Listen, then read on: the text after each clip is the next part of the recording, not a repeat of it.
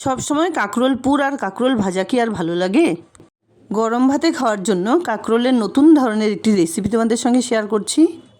রেসিপিটি বানানোর জন্য আগে থেকেই আমি 4টে মিডিয়াম সাইজের কাঁকরোল খুব ভালোভাবে ধুয়ে নিয়েছি।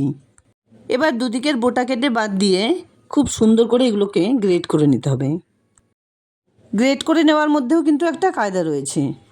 এখানে আমি কাঁকরোলটাকে এমনভাবে গ্রেট করে নেব যাতে ভেতরে শক্ত বীজ না থাকে। সেজন্য চারদিক থেকে এভাবে গ্রেট করে নেবার পর বীজটাকে আলাদা করে ফেলে দিতে হবে। কাঁকরোল যদি খুব কচি হয় তাহলে কিন্তু এভাবে গ্রেট করার কোনো দরকার নেই। এই কাঁকরোলগুলো একটু ম্যাচিওর হলেই ভেতরের বীজটাকে আমি ঠিক এভাবে আলাদা করে বাদ দিয়ে দিচ্ছি। আর যদি এভাবে গ্রেট করে নিতে অসুবিধা হয় তাহলে কিন্তু বোটা ছাড়িয়ে দুভাগ করে কেটে নেবার পর বীজটাকে ছাড়িয়ে গ্রেট করে নিলেও চলবে। সমস্ত কাঁকরোলগুলোকে দেখো ঠিক আমি এভাবে গ্রেট করে নিয়েছি আর বীজগুলোকে আলাদা করে বাদ দিয়ে দিয়েছি। এবার কড়াইতে পরিমাণ মতো সর্ষের তেল গরম করে 1/2 চা চামচ কালো জিরে ফোড়নে দিয়ে দিলাম। এর সঙ্গেই দিলাম একটা টমেটো কুচি, 4-5টা চেরা কাঁচা লঙ্কা। হালকা করে কিছুক্ষণ নাড়াচাড়া করে গ্রেট করে রাখা সমস্ত কাঁকরোল মিশিয়ে দিলাম। এর সঙ্গেই পরিমাণ মতো নুন আর 1/2 চা চামচ হলুদ গুঁড়ো দিয়ে খুব সুন্দর করে নাড়াচাড়া করে 2-3 মিনিট কাঁকরোলগুলোকে ভেজে নিতে হবে। প্রথমে এভাবে নাড়াচাড়া করে ঢেকে একটু রান্না করে নেবার পর ঢাকনা খুলে আবারও একটু নাড়াচাড়া করে খুব সুন্দর করে ভেজে নিতে হবে।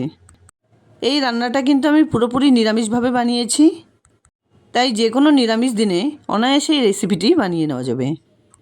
আগে থেকে ভিজিয়ে রেখে 2 টেবিল চামচ পোস্ত, 2টো কাঁচা লঙ্কা দিয়ে খুব সুন্দর করে বেটে নিয়েছিলাম। সেই পোস্ত বাটাটা এবার এর মধ্যে দিয়ে দিলাম। এর সঙ্গে একটুখানি জল দিয়ে সেটাও দিয়ে দিলাম।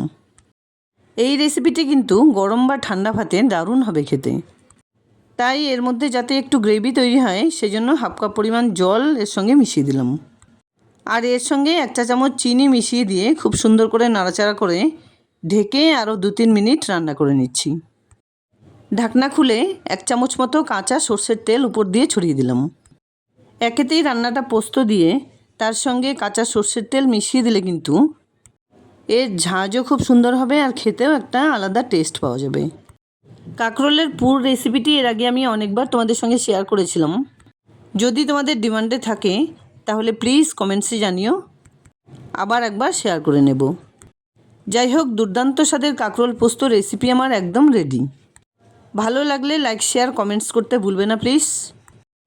আর এরকম নিত্য নতুন রেসিপি পাওয়ার জন্য প্লিজ চ্যানেলটাকে সাবস্ক্রাইব করে পাশে থাকা বেল আইকনটা অলে করে দিও।